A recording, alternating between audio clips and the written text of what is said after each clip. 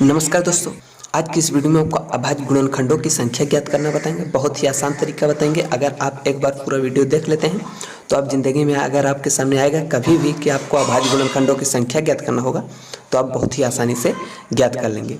तो चलिए शुरू कर रहे हैं। तो हमारा सबसे फर्स्ट क्वेश्चन यहाँ पर दिया हुआ है, तो इसी को हम सबसे पहले इसी के अभाज्य गुणनखंडों की संख्या ज्ञात करना बताएंगे। दोस्तों कभी कभी ये सब कंपटीशन एग्जाम में भी पूछे जाते, इसलिए तो चलिए सबसे फर्स्ट क्वेश्चन हमारा यहाँ पर दिया है, इसी को पहले सॉल्व करते हैं। तो देखिए जैसे हमारा 20 के पावर 4 है गुणे 7 के पावर में 11 है। अब इसे हमें सबसे पहले क्या करना है, इसे हमें एकदम सबसे छोटा टुकड़ा कर लेना है। इसका हमें गुणनखंड करना है एक एक का। तो हम 20 का गुणनखंड कर सकते हैं लेकिन 7 का गुणनखंड नहीं होगा। तो 20 का हम क्या कर सकते हैं, 2 गुणे 2 4 पंचे 20 इतना होगा। अब इसे हमें क्या ब्रैकेट में करना है, पावर जितना है उतना लगा देना है। पावर 4 है 4 लगा देंगे। अब क्या करना है, जितने भागों में ये टूटा है दोस्तों उसे हमें गिन लेना है। तो कितने भागों में टूटा, 1 2 3। अब क्या करना है, आपको कुछ नहीं तो आप बटा लगाकर वहीं आप 3 लिख देंगे। इस प्रकार से आपको लिख देना है। अब लिख दिए, फिर आपको क्या करना है, फिर आप गुणा लगाएंगे। गुणा है 7 का टुकड़ा तो नहीं होगा तो हमें क्या करना है, 7 ही रहने देना है। इसके पावर में जितना है उतना लिख देना है। तो अब ये कितने टुकड़ों में टूटा, तो ये सिर्फ एक ही टुकड़े में है तो इसके लिए हमें 1 लिख देना है। बस यही आपको ध्यान में रखना है और आसानी से आप सॉल्व कर लेंगे। तो देखिए 20 को हम टुकड़ा किए तो 3 भाग में टूट गया। तो हमें क्या करना है, उसे उसी संख्या को गिन लेना है कि कितने भागों में टूटा है। तो 1 2 3 3 लिख दिए नीचे, और 7 एक ही भाग में है, ये टूटा नहीं तो हम 1 लिख दिए। बस यही आपको देखना है। अब क्या करना है, अब चलिए हम सॉल्व करें। अब जितने भागों में टूटा है उसका और जो पावर में है उसका हमें क्या करना है, आपस में गुणा कर देना है। तो 4 का 3 से गुणा कर देंगे। तो देखिए 3 गुणे 4 कर देंगे। फिर क्या करेंगे, प्लस लगाएंगे। प्लस लगाकर हम क्या करेंगे, इसका लिख देंगे 1 गुणे 11, क्योंकि ये एक टुकड़े में है तो 1 और घात का आपस में गुणा करना है। तो गुणा कर दिए, इसका देखिए 4 का और 3 का गुणा कर दिए। इस प्रकार से हमारा हो गया। अब इसी को हमें सॉल्व कर लेना है, जितना आएगा वही इसका अभाज्य गुणनखंडों की संख्या होगी।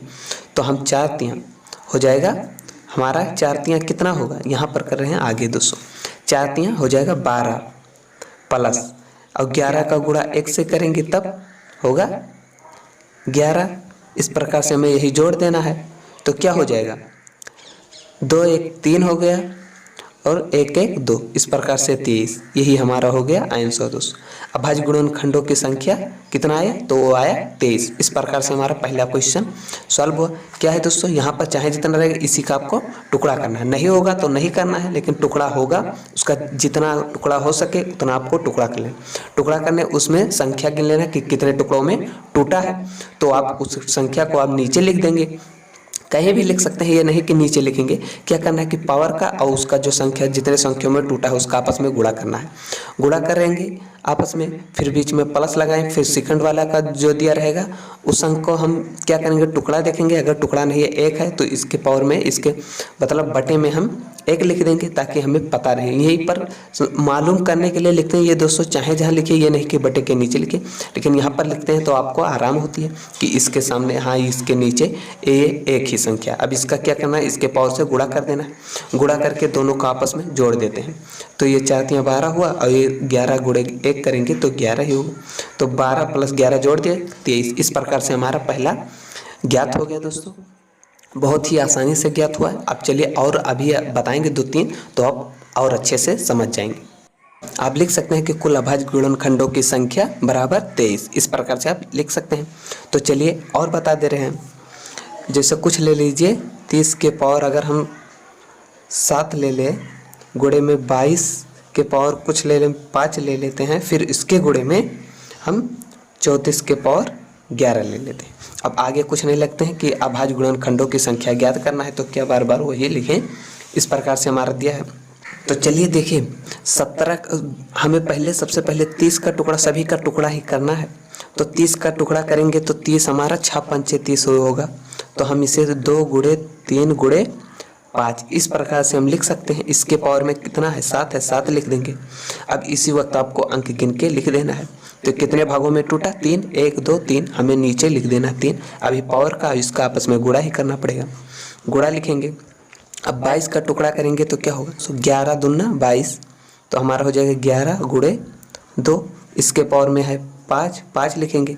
कितने भागों में टूटा, 2 भागों में, हमें 2 लिख देना है। फिर गुणे 34 है तो ये होगा 17 दूना 34, 17 गुणे 2 कर देंगे। इसके पावर में हमारा 11 है, 11 लिख देंगे। कितने भागों में टूटा, 2, 2 लिख देंगे।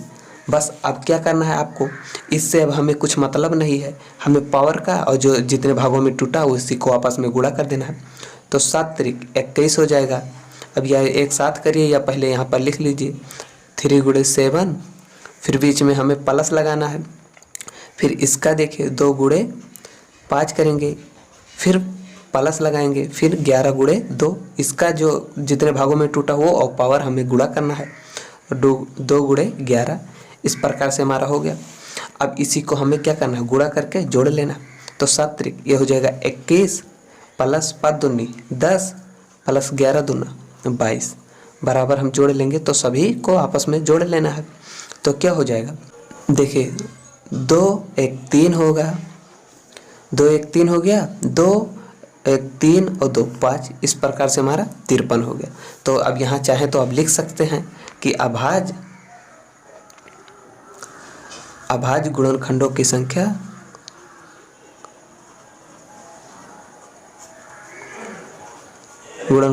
संख्या बराबर, अब जितना आया उतना लिख देंगे 53। इस प्रकार से ये दोस्तों हमारा दूसरा भी आसानी से ज्ञात हो गया। बस इसी प्रकार से आपको ज्ञात करना है, बहुत ही ईजी तरीके से सॉल्व होता चला जाएगा दोस्तों, और कभी भी आप ज़िंदगी में भूलेंगे भी नहीं, इतना आसानी से यह सॉल्व होगा। बस एक बार आपको अच्छे से समझ लेना है। तो इस प्रकार से देखिए दोस्तों, अब ये जान ही गए होंगे। अब चलिए कुछ आपको एक अंक पर जैसे दे रहे हैं, जैसे कुछ ले लीजिए 18 के पावर हम अगर 21 कर दे रहे हैं, तब इसका भाज्य गुणनखंडों की संख्या आप किस प्रकार से ज्ञात करेंगे। अब क्या करना है, उसी प्रकार से हमें करना है। अब क्या करना है, इसका हमें 18 का टुकड़ा कर देना है। तो 2 गुणे 3 कर सकते हैं, क्योंकि 3 दूनी 6, 6 त्रिक 18। अब और टुकड़ा तो नहीं कर सकते ना। अब इसके पावर में हमें कर देना है 21, 21 है तो 21 कर देंगे। अब कितने भागों में टूटा ये देख लेना है। तो 1 2 3 भागों में टूटा। अब क्या करना है, पावर का और जितने भागों में टूटा उसी का आपस में गुणा कर देना है। तो गुणा करेंगे तो क्या हो जाएगा, 21 गुणे 3। अब क्या करना है, बस अब कुछ दिया नहीं तो इसी का हमें गुणा करके आपस में लिख देना है।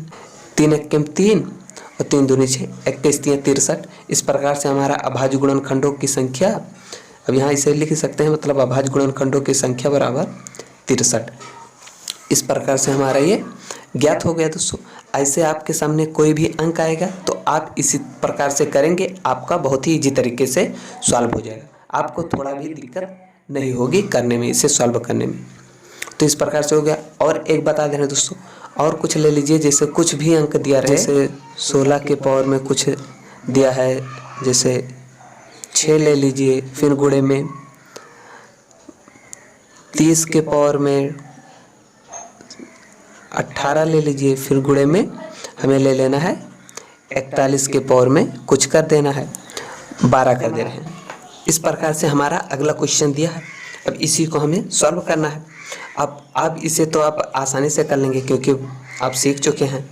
तो क्या करना है, अब हमें इसी का टुकड़ा करना है। 16 को हम क्या कर सकते हैं, 2 दूनी 4 दूनी 8 दूनी 16, 2 गुणे 2 गुणे 2 गुणे 2, इस प्रकार से हम कर सकते हैं। इसके पावर में 6 लिखेंगे। अब इस वक्त देख लेना कितने भाग में टूटा, 1 2 3 4 लिख देना है। गुणा लगाएंगे 30 को। अब 30 को तो आप 6 पंचे 30 होगा, इससे अधिक होगा ना, तो 2 गुणे 3 करेंगे तो 6 होगा, गुणे में 3 करेंगे नहीं, ये दोस्तों 5 होगा, 6 पंचे 30 होगा ना। इसके पावर में हमारा 18 लिखेंगे। कितने भाग में टूटा, 1 2 3 लिख देंगे। अब इसका टुकड़ा हम कर नहीं सकते हैं, 41 का टुकड़ा नहीं होगा दोस्तों। इस प्रकार से हमारा 41 का इसे लिख देना है, उसके पावर में 12 है, 12 लिख देंगे। एक भाग है इसका 1 लिख देंगे, क्योंकि ये भाग में टूटा नहीं, ये अकेला है। तो इस प्रकार से हमारा हो गया। अब इसी को हमें क्या करना है, पावर को और जितने भाग में टूटा उसी का गुणा करना पड़ता है। तो 6 गुणे 4 करेंगे। तो अभी सीधे करते हैं दोस्तों, जगह नहीं है, तो 6 चौक 24 हो जाएगा। 24 हुआ, प्लस लिखेंगे, इसका कर देंगे तो 18 3 54 हो जाएगा। 54 हो गया, प्लस करेंगे 12 का गुणा 1 से करेंगे तो ये 12 ही होगा। इस प्रकार से सभी को अब जोड़ देंगे तो 2 4 6 हुआ, 6 4 10 के 0 हासिल आ गया 1, तो 1 और 1 हासिल 2 और 5 7 7 और 2 9, इस प्रकार से 9 हुआ। इस प्रकार से हमारा 90 हुआ। ये हो गया दोस्तों हमारा आंसर। अभाज्य गुणनखंडों की संख्या इसमें आया 90। इस प्रकार से हमारा क्वेश्चन सॉल्व हुआ। बस दोस्तों इस वीडियो में इतना ही। अब आप लोग समझ गए होंगे, तो आपके सामने अगर कभी भी आएगा तो आप इसे आसानी से सॉल्व कर लेंगे। तो बस इस वीडियो में इतना ही। अगर वीडियो अच्छा लगा हो दोस्तों तो लाइक कर देना।